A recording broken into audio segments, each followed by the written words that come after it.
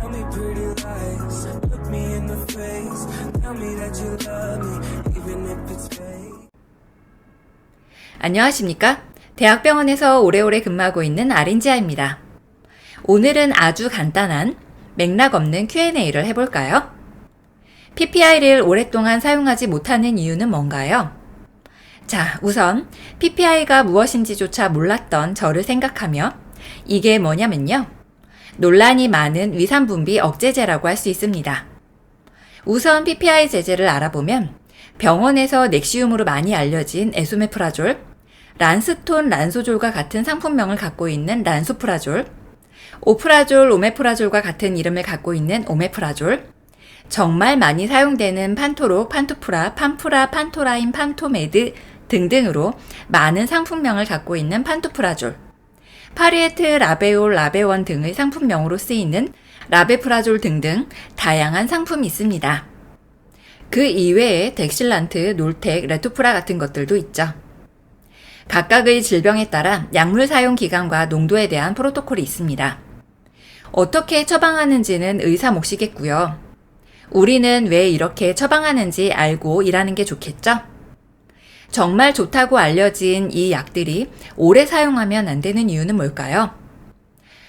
이걸 알려면 위산이 분비되는 경로를 먼저 봐야 할 텐데요.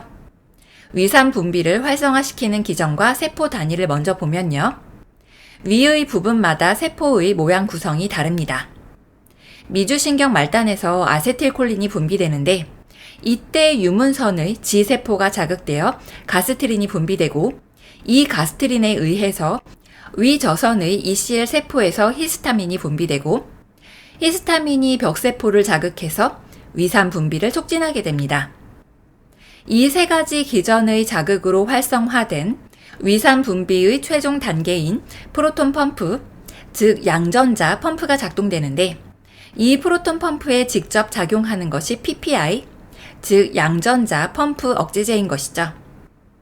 결국 처음에 말씀드린 프로톤 펌프 인히비터라고 하는 PPI 약제들로 위산 분비를 마지막 단계에서 강력하게 차단해버리니까 기초적인 위산 분비와 함께 자극도 모두 봉쇄하는 것입니다.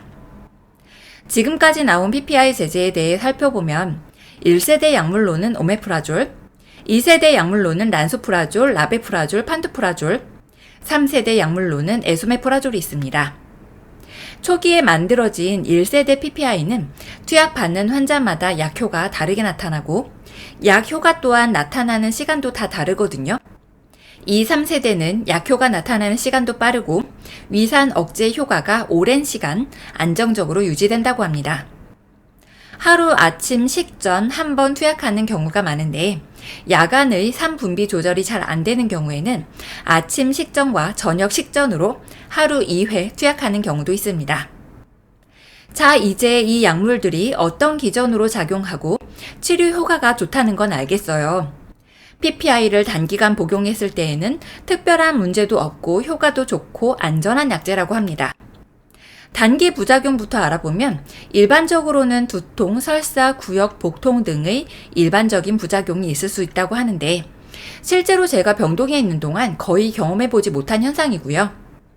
연구 결과에 따른 중대한 문제는 급성 간질성 신염과 급성 췌장염, 아나필락시스가 있을 수 있다고 하지만 이 역시 경험해보지 못했네요. 장기 복용 시 발생하는 문제점은요. 위산이라는 것은 기본적으로 우리가 음식물을 먹었을 때 소화를 위해 반드시 필요한 물질이죠. 약물을 사용하면 위산 분비가 억제되는데요. 질병 치료를 위해 어쩔 수 없이 투약을 한다고 하더라도 위산 분비가 억제되면 음식물의 소화나 흡수가 원활하지 못하게 됩니다. 가장 큰 영향을 받는 것 중에 하나가 칼슘인데요. 인체가 오랜 기간 칼슘을 흡수하지 못하면 골 감소가 일어나고 골절에 쉽게 노출됩니다. 그리고 위산은 음식과 함께 위로 들어오는 세균으로부터 몸을 보호하는 역할도 하는데요. PPI를 오랜 기간 사용하게 되면 위산 분비가 억제되니까 세균이 위산에 의해 죽지 않아 장내 감염 위험이 늘어나고 클로스트리움 디피실 장염 등이 늘어난다는 보고도 있습니다. 세균이 과도하게 증식해서 위의 선암 발생률도 높일 수 있다고 하고요. 그리고 우리 몸이 원래 유지해야 하는 위의 산도가 높아지면 미주신경에 의해서 G세포가 활성화되면서 혈중 가스트린이 증가된다고 합니다. 혈중 가스트린이 증가하면 ECL 세포가 과도하게 증가하고 종양 증식의 위험을 초래한다고 하죠. 위 체부의 점막이 폴립 모양으로 변형되는 경우도 있고요. 실제로 장기간 PPI를 사용한 환자에게서 위축성 위염의 빈도가 증가된 것이 연구 결과에서 보고되었다고 합니다. 결국 위산도 우리 몸에 반드시 필요한 물질인데 그것을 강제로 억제시킴으로 인해서 발생하는 위험도 만만치 않게 많은 것이죠.